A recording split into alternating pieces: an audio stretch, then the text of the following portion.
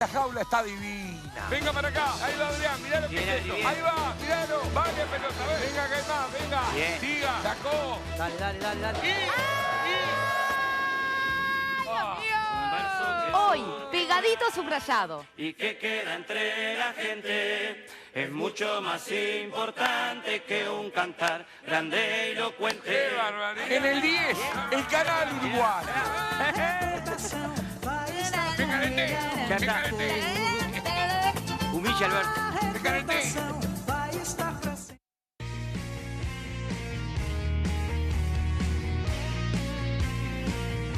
Empanadas de la Ribera cumplió 15 años. Empanadas de la Ribera, el gusto sano de la empanada horneada. Presenta Camposur, hamburguesas extras, parrilleras y light sin sal. De nuestra granja a su mesa.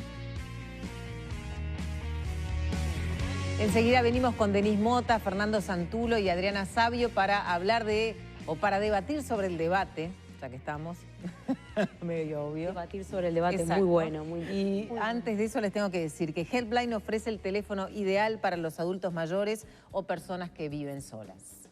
Con forma de reloj pulsera, los afiliados a Helpline lo pueden usar en la muñeca. Tiene un solo botón para llamar y pedir ayuda, sin prenderlo ni apagarlo. Presione el botón e inmediatamente escuchará la voz de nuestras operadoras. Además es impermeable, lo que significa que lo puede usar dentro de la ducha.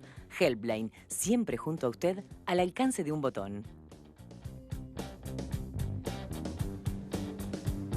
Y esto tiene que ver con el debate que se viene el 1 de octubre entre el candidato Frente Amplista, Daniel Martínez, y el nacionalista Luis Lacalle Pou. Está excluido Ernesto Talvi, quien entonces ha dicho que de alguna manera esta forma del debate está dañando la democracia. Ya escuchamos la opinión de Gerardo Caetano. Vamos a repasar cómo se dieron las cosas. El candidato del Partido Colorado, Ernesto Talvi, se mostró molesto y criticó las condiciones en las que se realizará el debate del 1 de octubre entre el nacionalista Luis Lacalle Pou y el frente amplista Daniel Martínez. El evento se televisará por los 3 canales privados, los medios públicos, señales de cable y será transmitido por internet. Talvi espera que los medios reconsideren la realización de este debate, porque considera que es una instancia viciada de ilegitimidad que daña la democracia.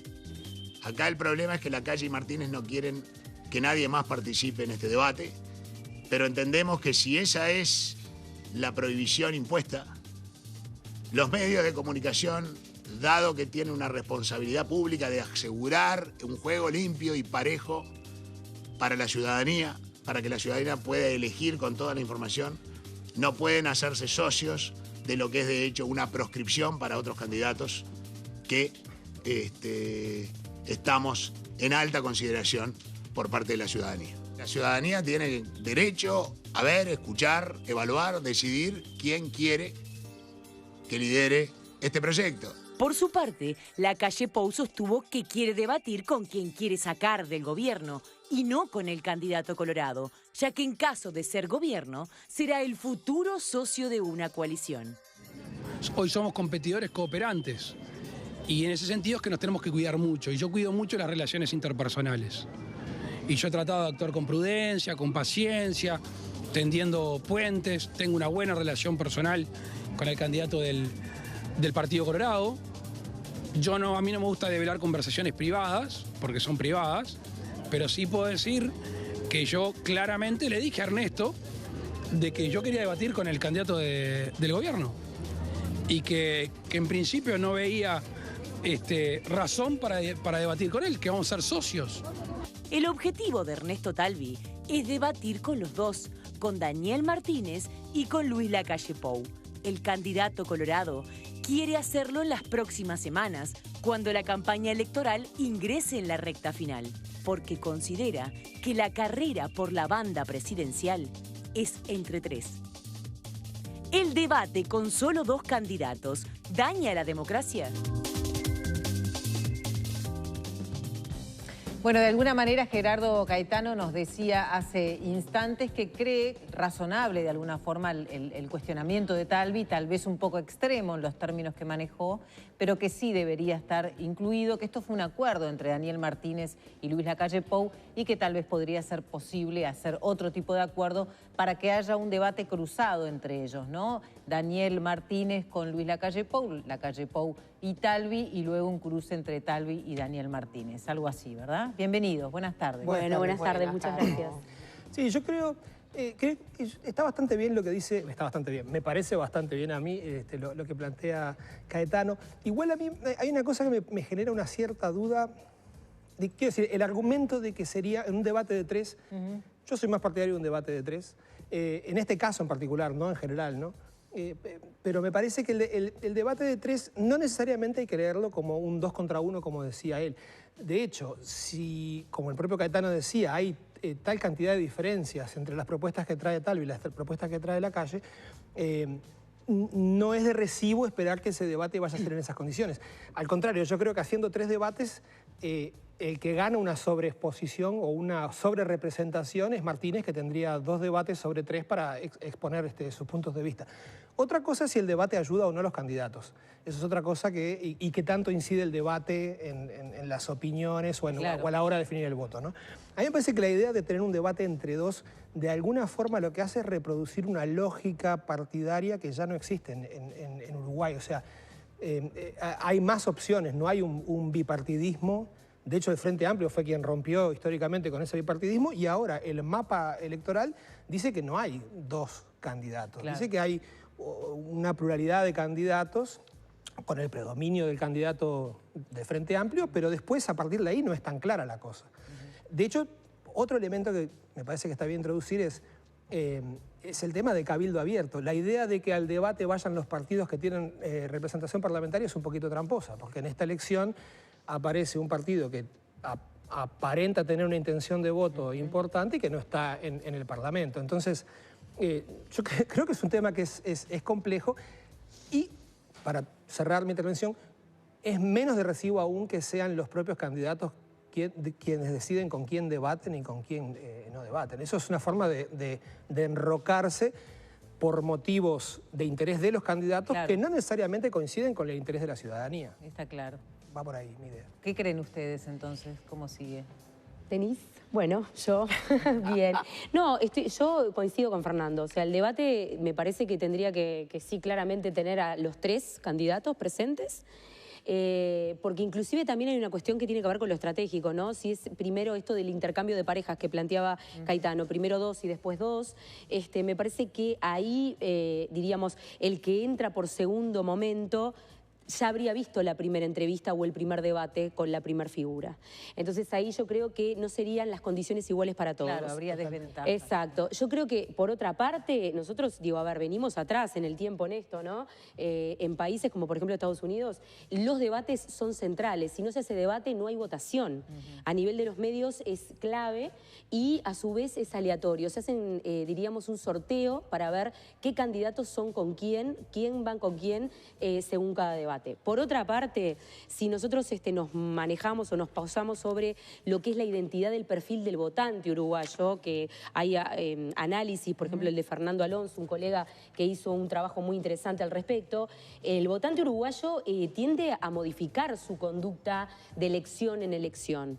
Y esto me parece que es, bueno, algo con lo que están jugando actualmente los candidatos, ¿no? O sea, claramente, como planteaba Fernando, es una política hoy por hoy de claros oscuros. Hay como muchas propuestas, es un menú muy amplio para elegir. Esta cuestión del mito fundacional de las divisas, ¿no? Sí.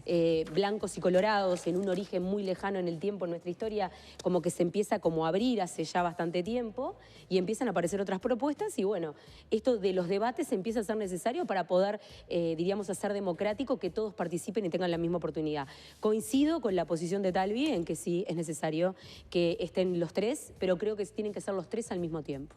Sí, los 3 o los 4, ¿no? Porque también, claro, es lo que decía un poco Fernando, la ciudadanía no se resume al debate Lacalle Pou y Daniel Martínez. Pero yo quería como tratar de desarmar algunos supuestos, ¿no? Que el debate en Uruguay llegue en un momento en donde justo en otros lugares del mundo se está discutiendo la validez de los debates. Por ejemplo, Brasil eligió un hombre que no participó de ni un solo debate, un país que tiene una tradición de debates, pero de décadas. Entonces, hay varios supuestos acá que creo que hay que ser estudiados. El primero es que los medios, primero nosotros, ¿no? Que definamos algo. Ya perdimos esa especie de poder hace mucho tiempo. Es una crisis incluso del periodismo, que los periodistas ya no definimos más nada. Incluso cuando tomamos partido, en general, la gente se va para otro lado, ¿no? Es un gran drama que estuvimos hablando. Después que los uruguayos, la ciudadanía, por lo que yo veo de lo que he visto acá, de mi experiencia, tiene ideas bastante propias. No es que un medio va a tomar de la mano a un uruguayo y va a cambiar de opinión. Y después está el fenómeno de que muchas veces el que no está gana. Porque si Martínez o la calle Pou no convencen, o si los dos no van bien, Talvi va a ser siempre el eterno injusticiado que no pudo mostrarse, y por ahí capaz que gana también. Además, los uruguayos tienen una cierta, sensibilidad al perjudicado. ¿Viste? yo veo eso, que los uruguayos como que de una cierta forma reconocen la injusticia y tienen compasión por el que queda afuera, el marginado. Entonces, en ese lugar también, obviamente que me parece de recibo la queja, creo que lo ideal sería tomar las encuestas como un poco de termómetro que estuvieran los cuatro. Porque cuando ponemos Martínez y Pou, estamos adelantando lo que supuestamente es un balotaje, pero no tenemos el poder de hacer eso. No necesariamente. No ocurrió, esa instancia no llegó todavía. No llegó. Ahora, algo que decía... sí, pero ahora no. Claro, lo que decía Gerardo también, que esto es un acuerdo entre dos candidatos, ¿no? Entonces estamos de alguna manera cediendo una herramienta o un instrumento de mucho valor institucional democrático a la decisión de dos candidatos. En este caso son los que obviamente llevan la delantera, tienen la mayoría de los votos de acuerdo a las encuestas, ¿no? Pero bueno, hay una ley ahora que está tratando de ordenar esta cancha y ahí también hay una discusión, porque ¿quiénes son los que participarían del debate? Los que tuvieron más votos en las elecciones internas, aquellos que tienen representación parlamentaria. ¿Cómo debería ser, digamos, el candidato que se gane ese lugar que debería tener, ¿verdad? ¿Cuáles serían las condiciones? Quizás aparece esta necesidad a nivel psicológico, social, de empezar a romper con lo polarizado y empezar a triangular, que empiecen a aparecer terceros y cuartos, diríamos, ¿no? Pero también implica una maduración social eso. O sea, esta elección claramente es una elección completamente... la pre de esta elección es completamente distinta a la pre de otras elecciones pasadas. O sea, lo que está pasando hoy por hoy es que los candidatos no se pueden basar en los antecedentes políticos de otras épocas, porque ya nuestra época es diferente y la gente ya está eligiendo de manera distinta como perfil de votante, ¿no? Yo lo que creo es que además la idea de decir pueden participar los que tienen alguna representación previa, primero es una visión como que por un lado es estática, no registra ninguno de los cambios que se produjeron a nivel de intención de voto desde la última elección para acá, pero además de alguna manera también es como una forma de mirar lo que ya ocurrió en lugar de abrir un debate sobre lo que puede ocurrir de acá en más. O sea, la regla de que participen en el debate solo aquellos que tienen representación parlamentaria en este momento dejaría a 14 de cada 100 uruguayos sin la posibilidad de que su candidato debata con otros. Claro. Y algo que es importante, lo que decía Denise, en Brasil ganó un candidato que no debatió con nadie. Entonces, yo creo que inclusive las ideas que nos parecen espantosas, o en particular las ideas que nos parecen espantosas, hay que debatirlas y hay que discutirlas, porque primero hay que demostrar que son espantosas. Claro. Y eso solo lo podés demostrar discutiéndolas. Entonces, ¿qué estoy diciendo con esto? Que me parece que no conviene excluir ninguna de las opciones que tienen posibilidad, porque aparte el parlamento que surja, todas esas sensibilidades van a estar ahí. Y no va a haber nadie, seguramente o muy probablemente, que tenga una mayoría absoluta que le permita sacar por sí misma ninguna ley. Entonces tenés que estar negociando con las otras visiones del mundo. Claro. Y en ese sentido un debate que se anticipe a esa situación, yo creo que sería muy bueno. O sea, que el debate sea obligatorio, Denise, para ti es una opción válida, digamos. Incluso estaba pensando eso, creo que lo que estamos debatiendo acá es justo fruto de la falta de debates anteriores. Totalmente. Porque, como decía Caetano, no va a haber 3 debates. A lo sumo va a haber uno ahora, con suerte otro en segunda vuelta y otro en segunda vuelta. Entonces, hay una conjunción de factores que es, primero que para Martínez y Pou era interesante que estuvieran solo los dos, y para los medios no iban a perder esa oportunidad demasiado jugosa de decir, bueno, pero si no está Talvi y Manini, no hacemos. No iban a hacer eso. Entonces es una conjunción de la falta era tanta que se va a hacer como se puede. No es lo ideal, pero es lo viable y es lo óptimo, porque están los dos más bien posicionados. Tampoco es que sea un desastre. No es lo ideal, pero es óptimo. Y hablando también de esta nueva institución que estaríamos entonces creando, que es el debate entre candidatos, ¿no? en esta democracia. Una nueva herramienta. Tengo entendido que, por ejemplo, en Argentina la obligatoriedad también es muy reciente. Es algo que de alguna manera parece hablar de estas democracias que estamos tratando de fortalecer de esta manera. ¿Ustedes lo pueden ver de esa forma también? Sí, yo creo que, o sea, no estoy seguro de que la obligatoriedad del debate, los uruguayos, lo hablábamos el otro día en uno de estos paneles, cuando no sabemos muy bien qué hacer, inventamos una ley. Y después si la ley se aplica o no, bueno, ya inventamos la ley por lo menos, ¿no? Entonces, yo no sé si la solución a que el debate ideológico, pues en definitiva estamos hablando de eso, el debate ideológico se enriquezca y permita a las personas elegir de manera más informada sobre las opciones. No sé si la herramienta central es el debate. Creo sí que lo que pasa es que el debate, vos aparte, se cruzan más cosas. No es solamente las ideas, sino la capacidad del candidato de decirlas, la capacidad de explicarlas, la capacidad de dialogar con ideas que son opuestas a la suya. Todo eso, yo creo, son elementos que hacen a la democracia y que no son solo la ideología de cada candidato, sino una serie de aptitudes políticas.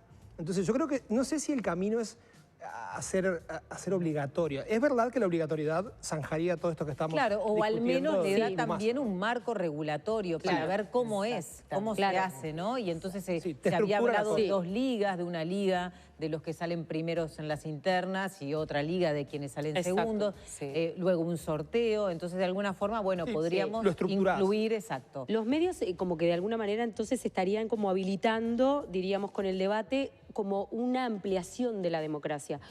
Yo lo veo así, por lo menos, y coincido con Fernando.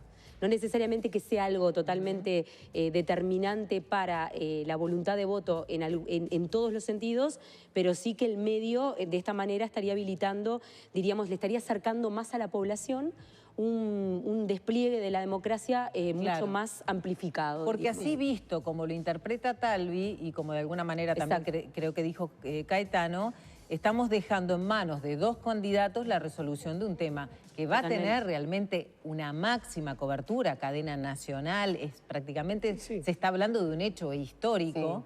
Y en ese marco hay candidatos que están afuera. Igual no es definitorio, ¿no? Creo que también hay que sacar un poco de dramatismo de... Sí, me parece injusto, para hablar con todas las letras, ¿no? Porque de hecho la ciudadanía no está centrando su mirada y su atención solo en dos candidatos, pero no es definitorio. Y además hay un tema también de que los candidatos en los debates, creo que el gran beneficio a la ciudadanía es mostrarlos bajo presión. Porque es la única instancia en donde están afuera de lo calculado.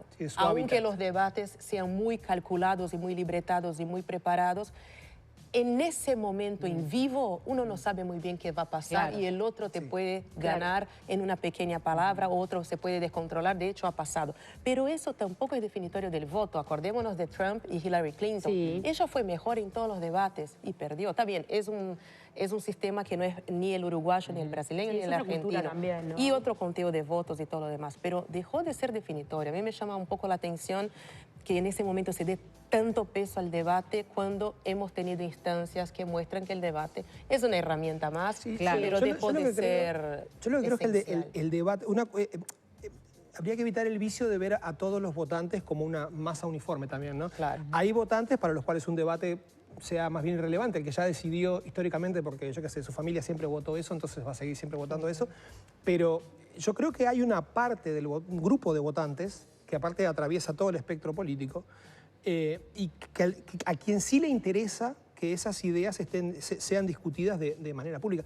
Yo pienso en los dos debates que hubieron antes de las internas, ¿no? Y para mí hubo una...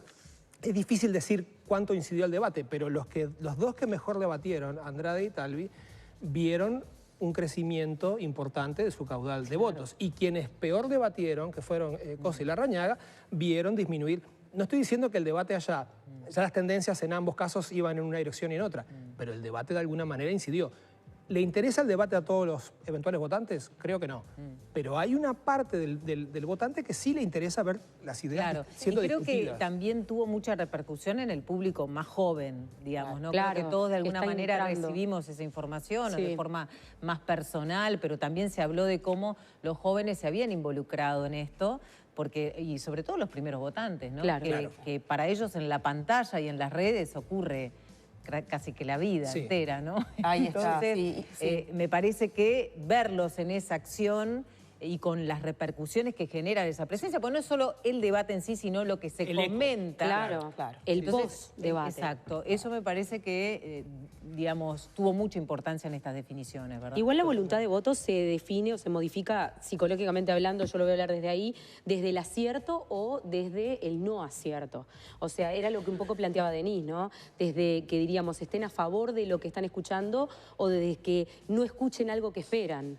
También eso modifica la voluntad de voto a futuro, en el post, diríamos, debate. Claro. Y yo creo que esos parámetros empiezan a surgir gracias a que empiezan a aparecer estos escenarios nuevos que los medios de comunicación están habilitando, que bueno, que claramente ponen tensa toda la parte política, porque bueno, son como nuevos espacios para poder empezar a saber cómo manejar y controlar de alguna manera, ¿no? Bien. ¿Tenemos que cerrar algo más? No, yo brevemente, solo la idea de que cuando vos... y que lo decía Denise, cuando no está tan clara la voluntad de, como es el caso con la diversidad de candidatos que hay ahora, habla de que a pesar de que hay unas mayorías, no es tan evidente que esas vayan a ser las mayorías. Sobre todo, nada evidente el resultado. Claro. Entonces, cuando vos esas voces no están habilitadas a una cosa que presentás como un magno evento, le estás afanando, escamoteando la posibilidad a la ciudadanía de que esas ideas estén planteadas de alguna manera. Los candidatos siempre están en campaña, van a hacerle llegar sus ideas a todo el mundo hasta el punto de atormentar a todo el mundo. Pero si vos estás generando un magno evento, estaría bien que esas otras sensibilidades, que no son minoritarias tampoco, son una mayoría un poco más pequeña nada más. Claro, está bien. El debate público se va a alimentar también mucho de eso después, ¿no? Y ahí todos van a poder participar. Está claro. Muy bien, muchas gracias. Gracias a ustedes. Hacemos la pausa. Antes les digo que a la hora de hacer tus compras, tomate unos segundos, fíjate que diga Industria Uruguaya. Aquí nosotros apoyamos la mano de obra uruguaya. Hacemos la pausa, la vuelta. Vamos a recibir a Valeria Ripoll. En este caso no viene en su rol de secretaria general de ADEOM, sino por un caso particular, familiar, que está afectando a su hijo y que se hizo público en estas horas. Ya venimos. Porque consumiendo productos uruguayos generamos más fuentes de trabajo y fortalecemos nuestro país. Apostemos a lo nuestro, a lo uruguayo. Es un apoyo de Termotanques Warners, tanque de cobre, 20 años de garantía. Marcel Calzados, si pensaste en calzado de cuero, pensaste en Marcel. Queso rallado artesano, es queso, naturalmente artesano. Pinturas Ulbrica, fabricación nacional con tecnología alemana.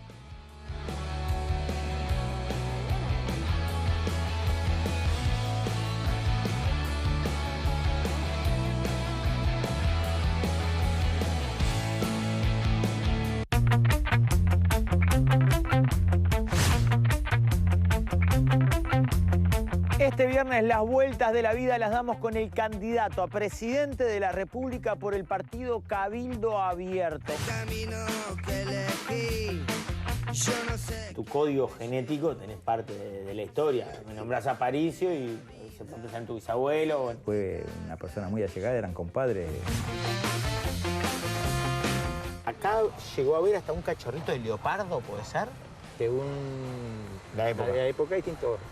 Me acuerdo de un momento, ese día de mucho frío, en julio, no sé, llegamos a tener un pingüino unos días. ¡No! Por suerte,